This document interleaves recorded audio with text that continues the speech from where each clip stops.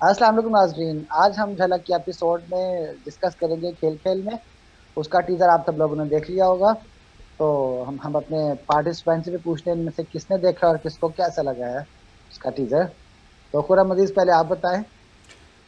जी हाँ जी, खेल खेल में हम डिस्कस करने जा रहे हैं। आज उसके ट्रेलर रिलीज़ हो चुका हुआ था। लाइक कुछ दिन पहले अभी ट्रेलर रिलीज़ हुआ, उससे पहले एक ज़्यादा टीज़र आया था। टीज़र के बाद एक गाना आ गया था, फिर ट्रेलर आया, और फिर ट्रेलर के बाद फिर एक गाना आया।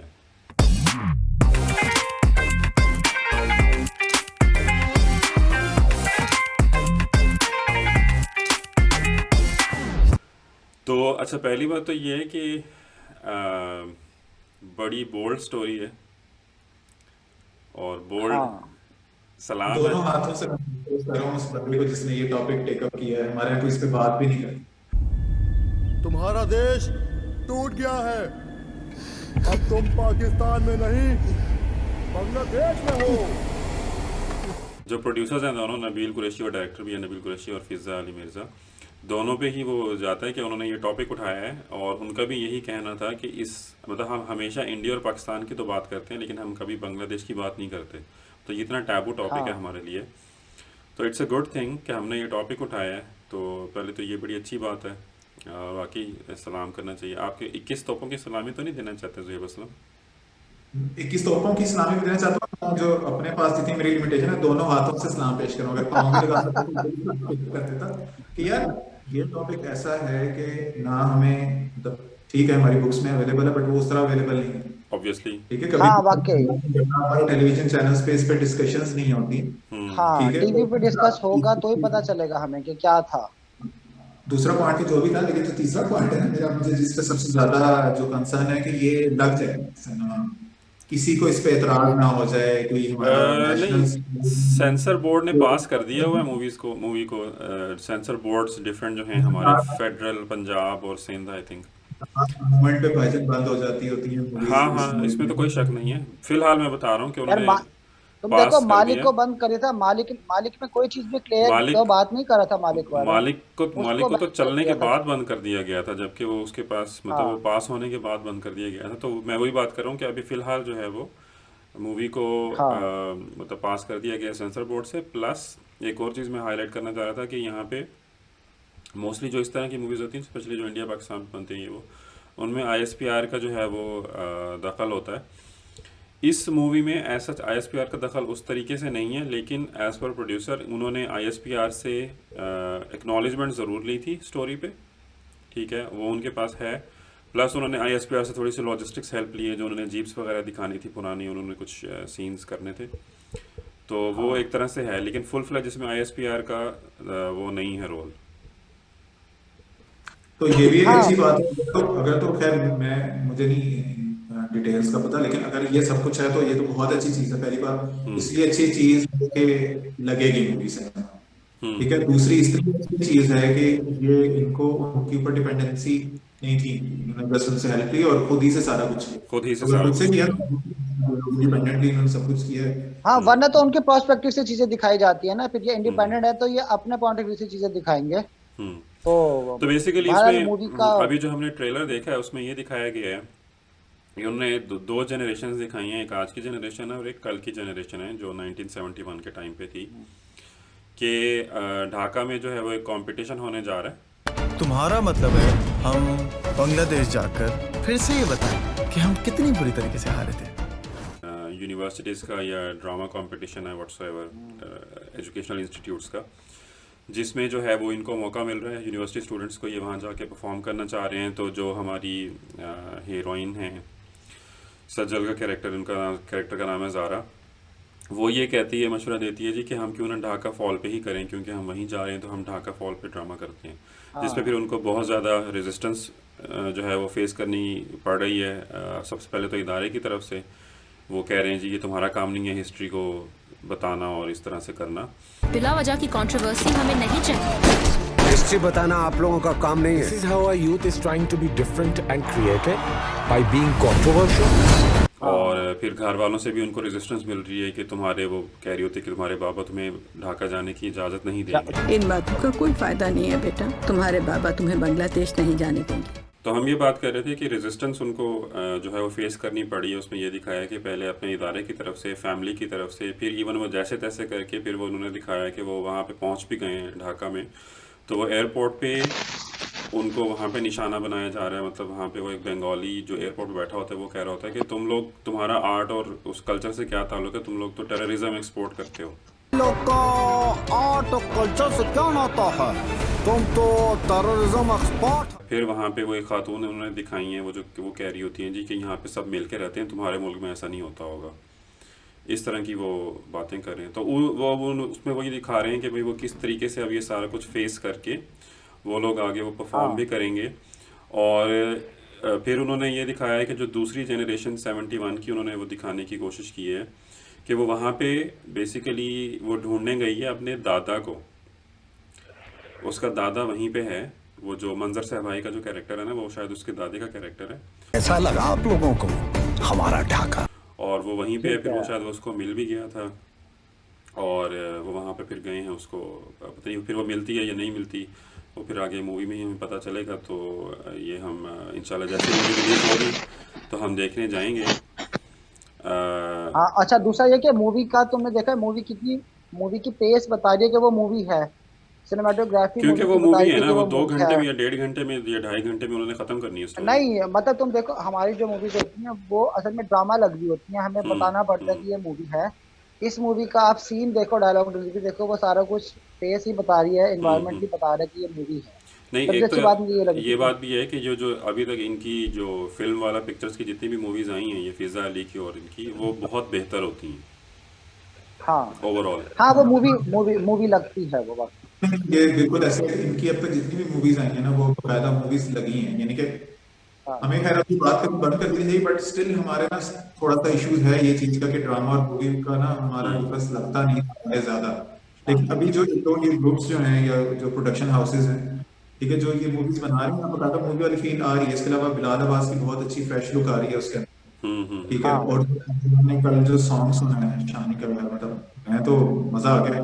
एक तो मैंने उसको पहले मैं पहचान ही नहीं सका, मतलब इस टाइप का या इस जॉनरा के सॉन्ग ना हमारे यहाँ बहुत, मेरे ख्याल में first, one of the first ही होगा मेरे ख्याल में, बल्कि वन ऑफ द फर्स्ट ही है इस टाइप का सॉन्ग मेरे ख्याल में हमारे वो नहीं आया। या अब क्योंकि हमारा ना, क्योंकि हमारा मतलब पॉप सीन तो हमेशा से ऑन रहा है, लेकिन इस टाइप का पॉप नहीं होता था जो मुझे अपनी यानी कि जो फील आती है आपको सॉन्ग की ना, maybe I am wrong, but मुझे मैंने पॉप उसको वाली फील नहीं लगी उस गाने में, लेकिन मुझे गाना मुझे वैसे बहुत अच्छा लगा।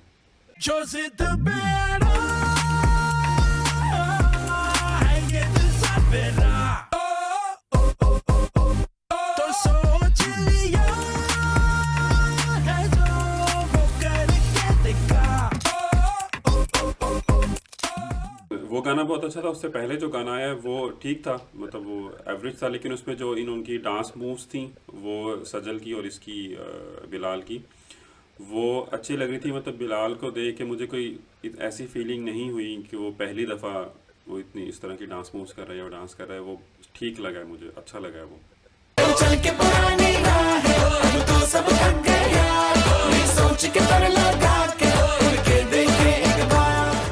बिलाल की लुक्स मूवी के लिए बहुत अच्छी है। मुझे बड़े अच्छे था कि इसको ले मूवी में, वो लड़का फिल्म के लिए बना है, तो उसको बहुत अच्छा लगेगा स्क्रीन पे, बड़ी स्क्रीन। बिल्कुल।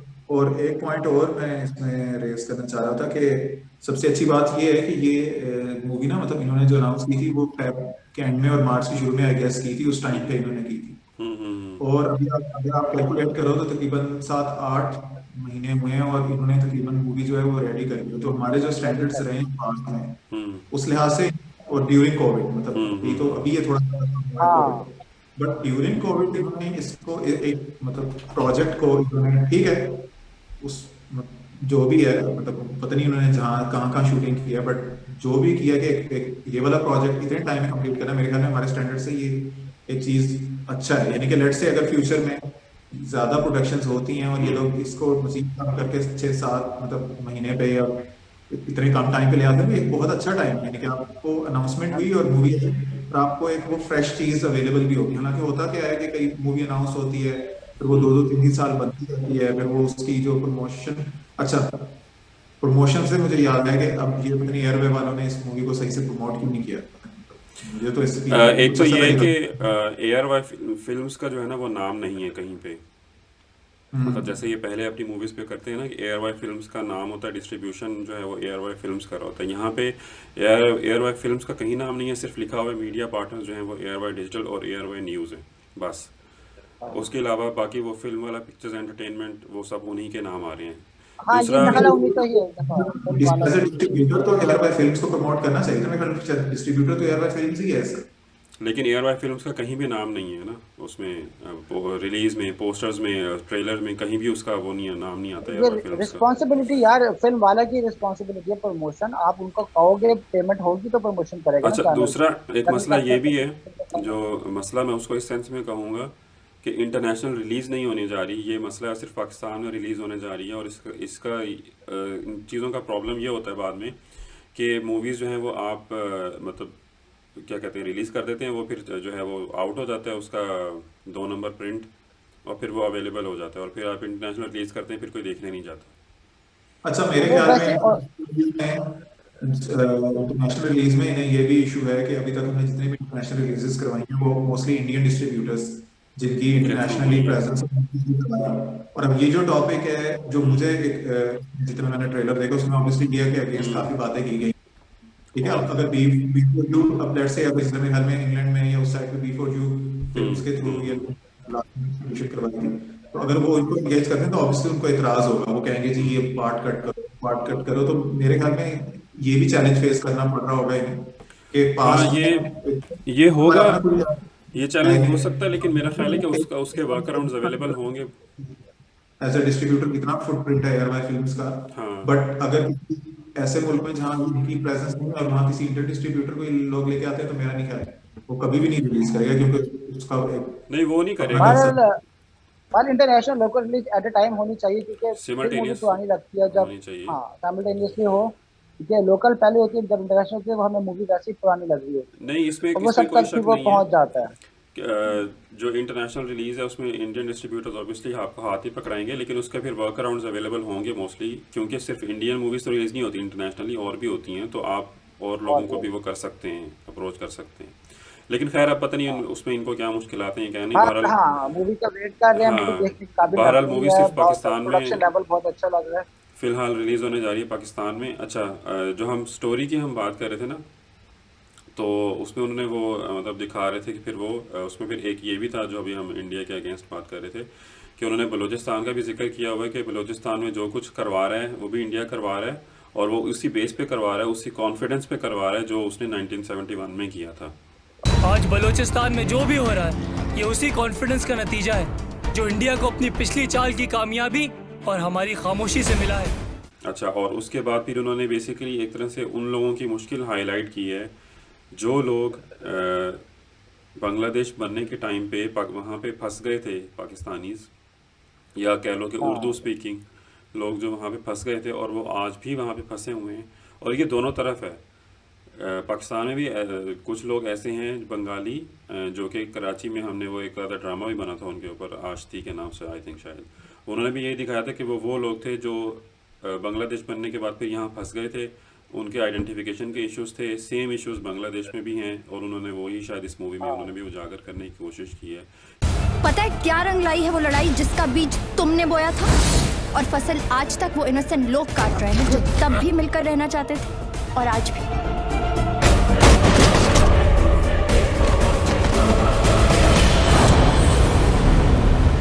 अब यही इशू है ना, इस टॉपिक पे कभी बात भी इसलिए नहीं की जाती कि जो आप अब माने या ना माने, गलतियां ऑब्वियसली सबसे होती हैं, सबसे होती हैं। ठीक है।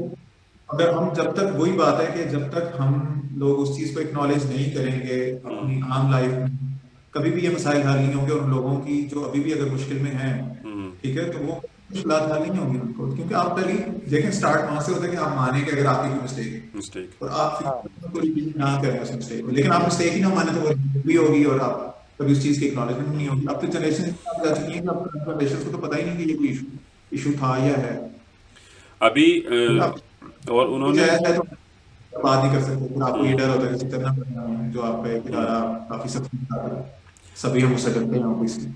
अच्छा, उन्होंने फिर अब जो है मूवी का जो मतलब वो ख़त्म किया ना फिर उन्होंने ट्रेलर, तो वो बड़ी अच्छी उन्होंने बात पे किया है कि एक गलती हुई चाहे किसी से भी हुई, ठीक है, मांग लेते हैं माफिया दोनों। एक जैसा ही प्यार निकलेगा, दिल की ले लें तलाशियां दोनों। एक गलती हुई किसी से भी मांग लेते हैं माफिया दोनों। तो वो मैं एक बात कर रहा था कि वो गलती नहीं कहूँगा मैं उसको, लेकिन उसमें वो ये था कि न्यूज़ चल रही थी टीवी पे कुलभूषण यादव के अरेस्ट की, तो वो जो उसके ग्राफिक्स थे स्लाइड के वो जियो न्यूज़ के थे। मीडिया पार्टनर जो है वो ये हैं एयरवाई न्यूज़ और एयरवाई डिजिटल, सो प्रॉब्ली पहले ये जियो फिल्म्स के पास जानी थी और फिर शायद कुछ हुआ नहीं।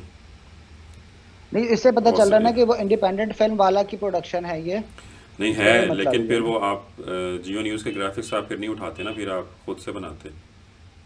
वो अब उठा चुके थे ना, वो पहले उनको नहीं पता होगा कि कौन सा हमारा मीडिया पार्टनर बनेगा, क्योंकि आमतौर पे उनका एयरवाइज के साथ ही उनकी कोलैबोरेशन होती है। लेकिन एयरवाई ने इसको रन कैसे करती है प्रोमो को, ये तो पहले ये समझाओ।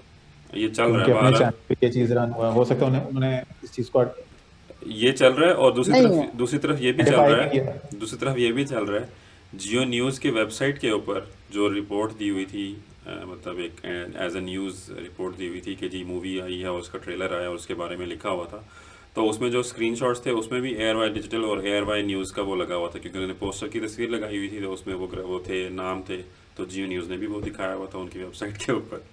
यानी कि तुम्हारे कहने का मतलब है कि हमारे चैनल्स इतने मैच्योर हो चुके हैं अब कि इन्हें इस तरह की बातों से फर्क नहीं पड़ता।